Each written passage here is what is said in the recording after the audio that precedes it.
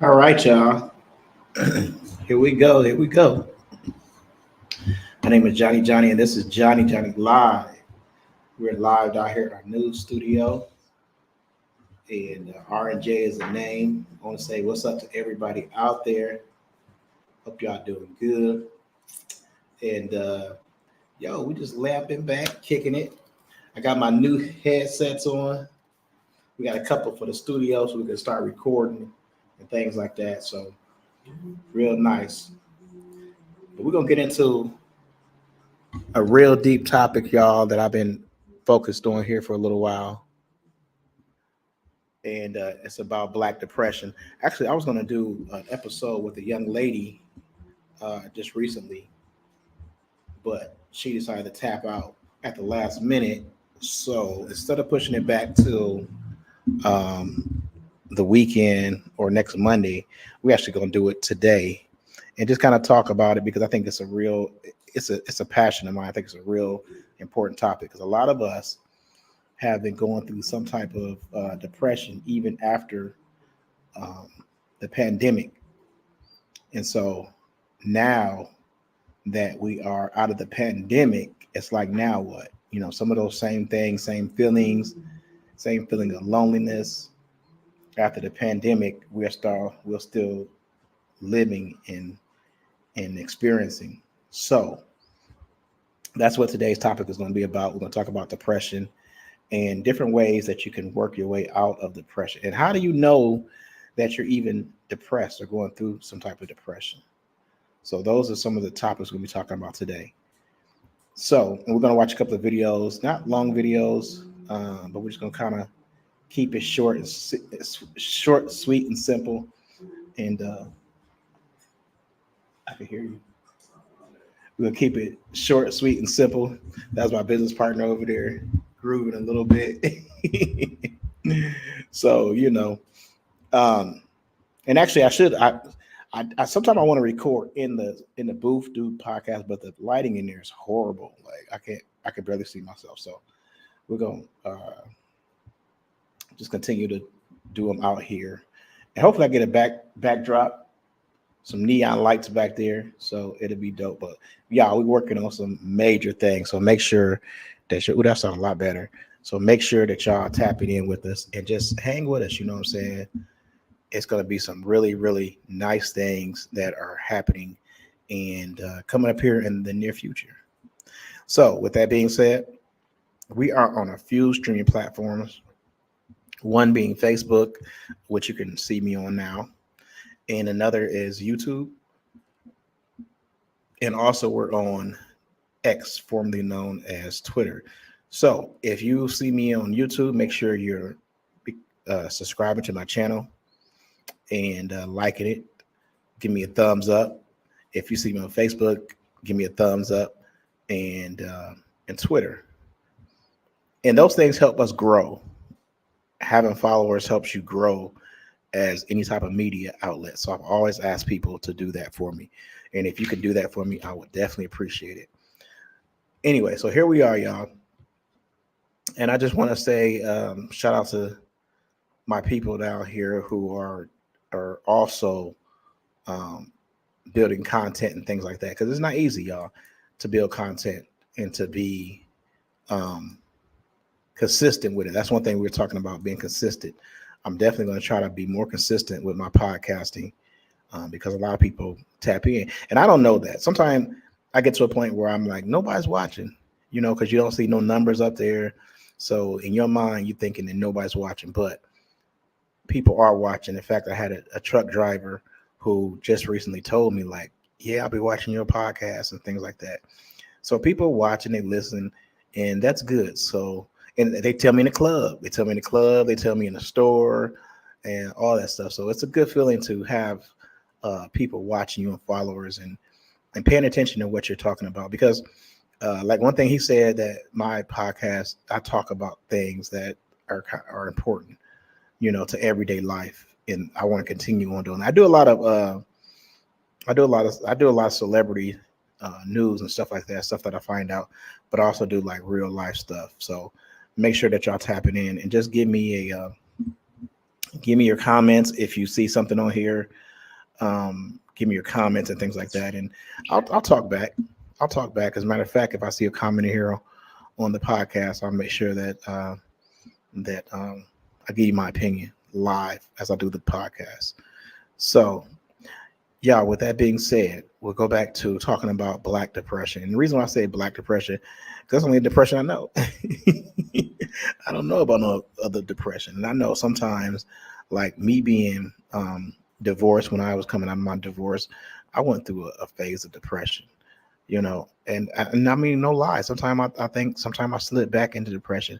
And it could be just the fact of being by myself and lonely and things like that that will bring on, a type of depression and things like that. But you have to recognize when you're depressed, when you start feeling a sense of loneliness and you want to be by yourself, you don't want to be around anybody.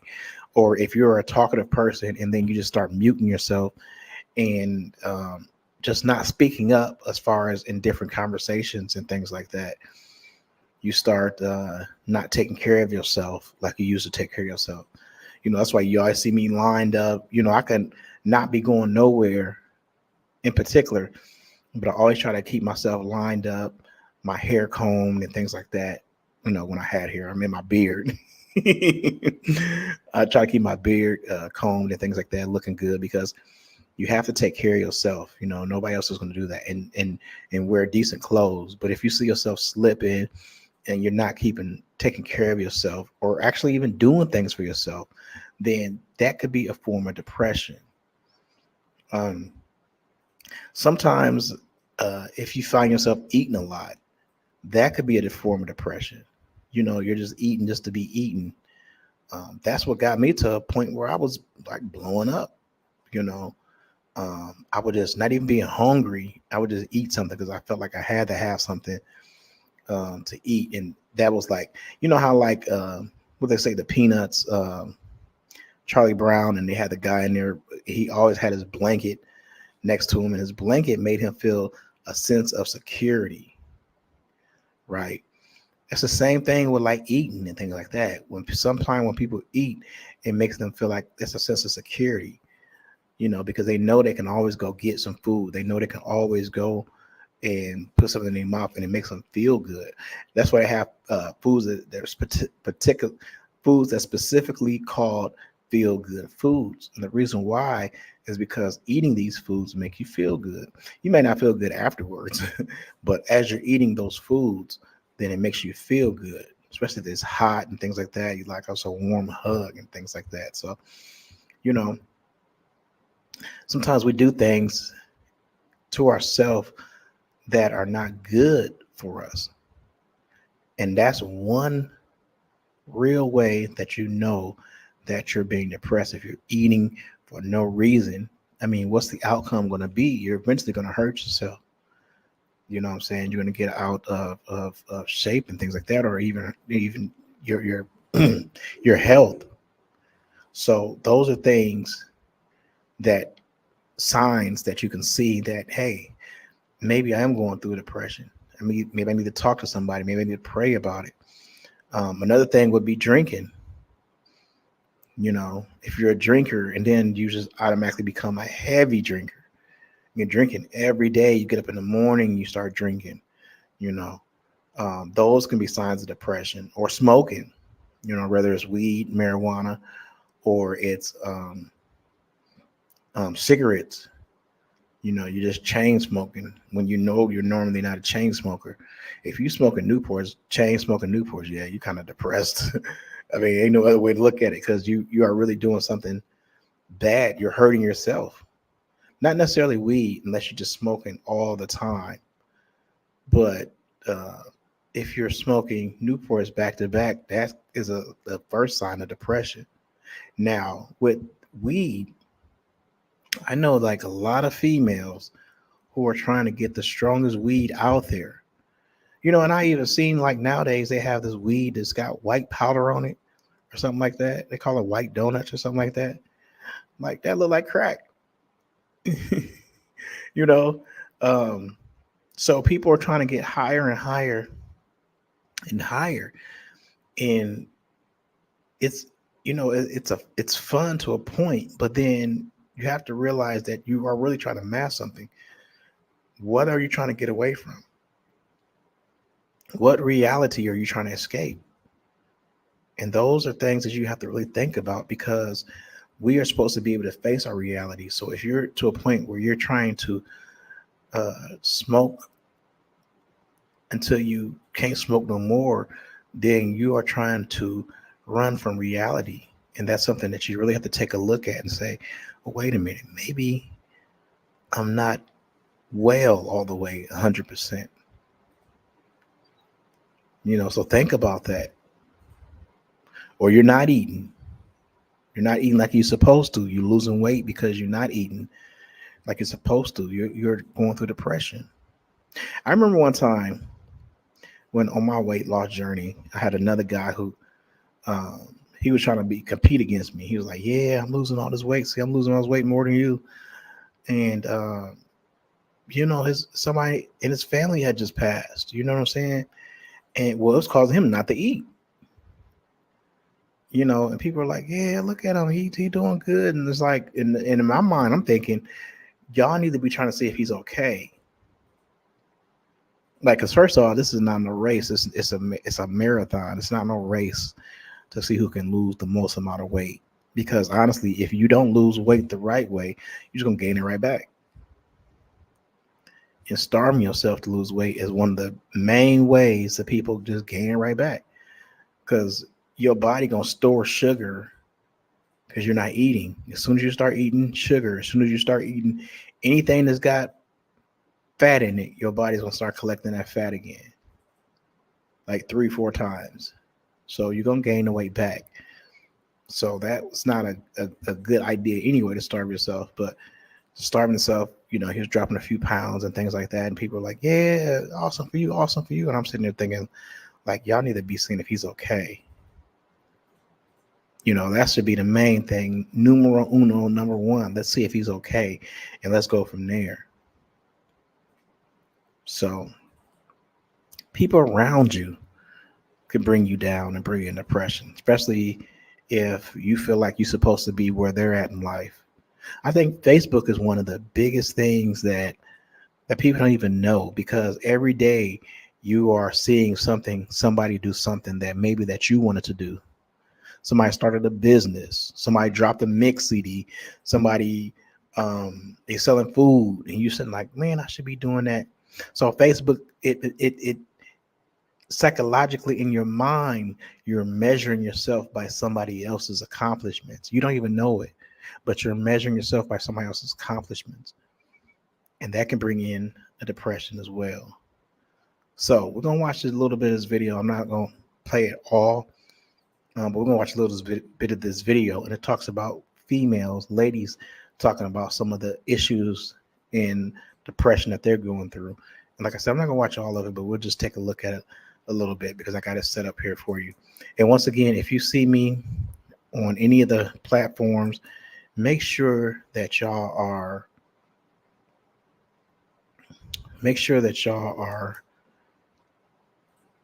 sharing it, liking it, and that way I can grow my podcast. That's what it's all about, y'all. Let's see, take a look here and see how I'm gonna bring it up. Let's see. Give me 1 second. This microphone really sounds good. I'm learning, and that's the crazy part, y'all. I'm really learning how to do things the right way. So we're gonna play this video, and y'all tell me what y'all think. You can still leave your comments and things like that. So we're going to be talking about mental health and Black women, and they're talking about mental health. For a long time we didn't hear a lot about. Hi, gorgeous. But are slowly starting to hear more women like ourselves talk about mental health. And I know you have all heard the phrase, the strong Black woman. Trisha, when you hear the term strong Black woman, that's your reaction. And just real quick, like, I always say that. Like if I see a black woman and I see her doing her thing, I'd be like, man, I might even tell her like you a strong black woman. I didn't know like some females don't like that. They don't like to be called a strong black woman. And just by watching this documentary or watching this small clip movie, it made me understand and realize why they don't like to be called strong black women all the time. I reject it. I dislike it greatly. Yeah. I reject it. I know that it has its roots in slavery, in plantation Has its labor, roots in chattel slavery. slavery. It is this stereotype that was placed upon black women to box us in, to manipulate us, to make us not see ourselves as full divine beings, to push us. Strong black woman to me Full divine allows beings. so much time for abuse and manipulation, for not resting, for burning yourself out. Like, we really have to look at what's systematically happening that's making us be so, traumatized by our pace of life. And so the strong black woman has never been anything I've ever related with. Superwoman, I want rest, I want ease, I need help, help me now. I want help. And so I really like to dismantle and like pull back the veil around that term. Like, we shouldn't be claiming it. It makes me think of a Malcolm X quote 60 years ago. Malcolm X said, "The most disrespected woman in America is the black woman. The most unprotected person in America is the black woman." How many of y'all feel like that the most disrespected woman in America is a black woman? See, I went back to that strong black woman again. But how many of y'all feel like that the most disrespected person in the world is a black woman? I've always been told that black women are like the second most respected beings on earth, like it's white men, then black women, then white women, and then last black men. But I'm also learning that black women don't feel like that. They feel like they're the most disrespected behind black men. And so that's very eye-opening. 6 decades later, there are many people who would say not much has changed. And so when you think about the strong black woman trope and the impacts of that, and how do you feel about that? I 100% believe that we need to remove the idea that every black woman must be a strong black woman. The problem is that I don't think we've yet decided what black women can be in this space that's left behind from that space. And the idea is, be yourself. Who is allowed to be themselves in this world, especially black women? And I have to also highlight the fact that as a black trans woman, a girl denied of my girlhood in Birmingham, Alabama, and growing up, and the model of womanhood that I tried to emulate and follow was the strong black woman. And now I'm suddenly in this new space. Do we have space for soft black women? For emotional black women? For black women who aren't really good at their jobs, but are great as people and human beings? Are we prepared to make space, and not just make space for, but honor the humanity of black women who don't really have much to contribute as far as a product, yet have so much to contribute as far as people? Dr. Williams. That's one thing that puzzles me because I've never, and I'm not trying to get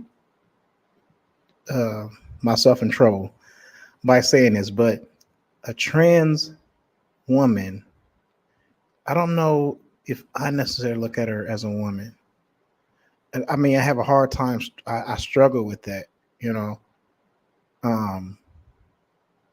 don't know if I would respect a trans woman as if she was a woman, but I guess that they want to be considered as a woman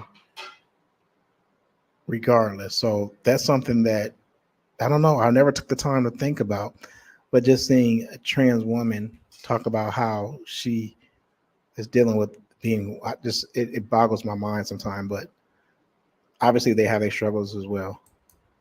How often are these topics brought up in your office? These conversations, James, do you see a trans woman as a woman? No. Let's see. No. That was very quick. I've never. Funny. Not to be funny. I just know. Right, and that kind of makes me, I want to know what a female feels about that, because like there is real competition. I mean, I'm not saying there's real competition like that, but like they're trying to compete, which I've always thought like when I was growing up and I would see like gay men hanging with the women. To me, it felt like those gay men didn't just want to be the women; they wanted to overtake the women. They wanted their place, so to speak. But I mean, that's just me. Okay, so let's just go on. I'd like to say are common, but they're not. I was speaking at an engagement a few weeks ago, and a woman, you know, people come up and they ask you questions later. And she said, I think what you said was amazing, but can I ask you something? Who takes good care of you? And I said, you can't ask me that. She said, yes, I'm asking you. And I said, I can't say. You know, when we're talking about just taking that deep exhale, that's something that is not common. It's something that is like, okay, I'll find a special day. When I talk about resting in the way I'm framing this work, it cannot happen by ourselves. No. Community care is right up there. We scream self-care, self-care, self-care. And it's like literally all you hear in the media is self-care, self-care, self-care. And I really want us to begin to shift towards thinking about community care. Those systems do not exist right now. Like, why are we like this? Why aren't we caring for each other, you know? Well, because we're afraid of each other. If we're not self-hating, then we're hating on you. Do you think it's the idea of hurt people hurt people? I think it comes from a few sources. I think self-hatred, absolutely. Jealousy, absolutely. My grandmother used to talk about crabs in the barrel. Yeah, we've heard that. We go up and you keep pulling us down. Yeah. I think they may also think there's not enough room for all of us. The scarcity. Because most of the time, you end up in a place, whether it's a workplace or whatever, you look around, if there's someone else, well, there's only room for one of us. Exactly, so not enough room for us. Each one of us, we don't know what our breaking point is. We look like we're all okay. My naivete is that I just inherently believe that if I look at you, if I look at you, and you look like me, it don't matter if there are slight differences or whatever. If you black like we black, if we black, we good. Even if you can't see yourself in me the way I see myself in you, I will grant you that humanity. And I will still work for you. I will still fight for you. You know, we haven't even gotten to thriving yet. No. How do we thrive? Doctor, how do you I just talk right now I people think into black women are striving. Right. Come on. Come on. I mean, just the black women that I see around me, I think black women are striving and My doing well. grandmother, she didn't think about her life. Neither did my mom. Yeah. And so this is really a new concept It is. for us, even in this time in our lives. So when we talk about trying to thrive, I think the underlying basis for all of this is that we inherently like who we are. That's good. And we will fight for who we are. That's how you thrive. Being proud of who I am and whose I am. And also letting myself fall. Yeah. Letting myself go, you know, in the past 2 years, deeper and darker than I've ever let myself go. That has been the key to it for me. Of just saying, okay, well, girl, I'm trying. Like, I'm trying. And no one can say that I'm not.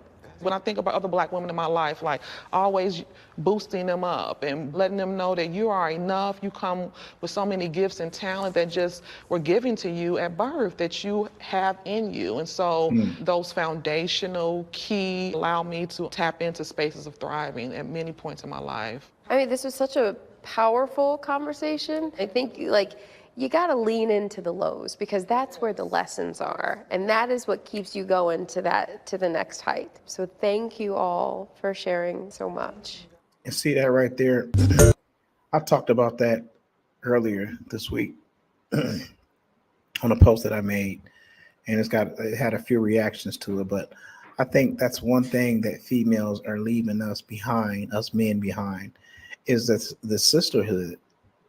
Like they they are constantly building each other up. Whether it's going to school, girl, you got this. Go on and go to school. Like I don't know. I mean, like my partner James. Like if I'm going through something or whatever, he'll boost me up. But I don't know very many people who would even do that. Black men. You know what I'm saying? You're going through something, man. Look, you just gotta stick with it and go ahead and I don't know that. I don't know of a lot of black people who would do that. You know what I'm saying? Black men who would do that. So they have a sisterhood, somebody that they can go to and talk to. When we struggle, who do we call on the phone that's gonna sit there and listen to us? Like I think I sometimes I call one of my female friends and she gonna listen because dudes they not trying to hear that. I call my cousin Corey. I hate to mention his name. He listened a little bit, but you could tell Corey he talk about something totally different. He ain't trying to hear that. He'll you know what I'm saying? Like, who do we go to when it's time to talk to somebody about our issues and things that we're going through? So that sisterhood is really we don't have that brotherhood, so to speak, unless we're in some type of organization or religion, and then but the average person don't have that brotherhood, and that's I think where the breakdown comes. I even heard like during the pandemic, like a lot of sisters were getting together and doing like a book club. Man, we was isolated in the house playing our game system. They was doing like book clubs and stuff like that, bonding. That's what I'm trying to say, bonding, like on a real level, getting together, having a girls' night out or whatever. We don't do that. So I think that's one thing that is keeping them together, is building each other up. Now, back in like I said, the 60s, where we had the black movement and things like that, like they kind of broke off and went to the women's movement, and that's still going on today. Even though we kind of relaxed with the black movement, we don't push it as much, but they still pushing that womanhood, that sisterhood. That's a big difference, y'all. A big difference. So that's something we really got to look at, y'all, as black men. Like, how do we get back to our positions? How do we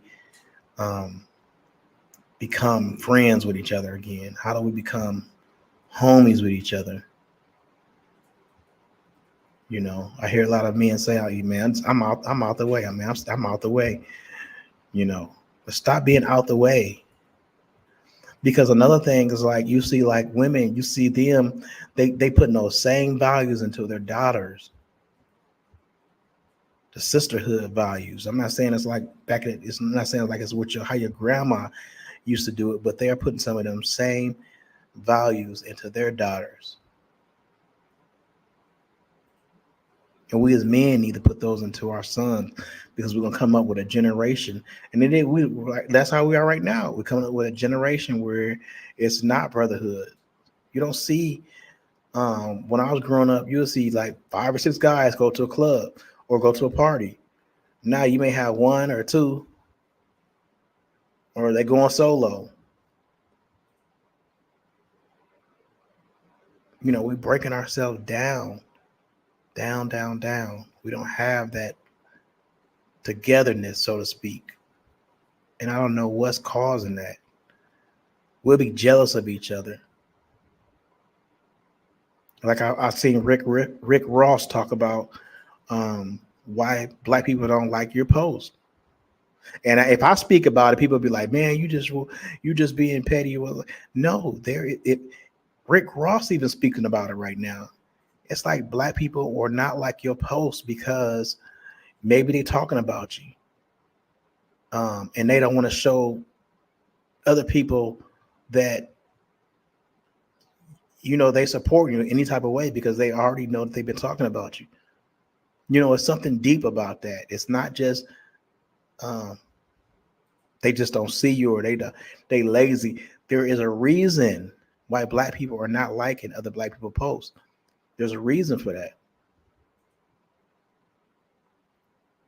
You can say what you want to say, but social media right now is life. It's life. So if you're doing something, especially if you're doing something positive, and they're not liking your post, that says a lot. Because first of all, it'll make you sit there and be like, well, what am I doing wrong? Why aren't people liking this? But let two people go out and start fighting with each other or start beefing with each other. They'll get all the likes.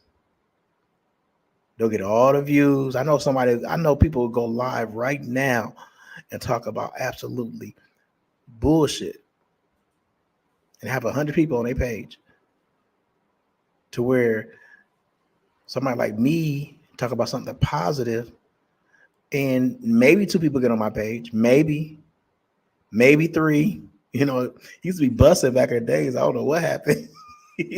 I go live and I be busted. I had like 25, 30 people on my live, you know, but nowadays it's, and I was talking to my business partner about that around Christmas time, when everybody start getting these new devices and people going live, people who've been doing podcasting and you know, positive things like that.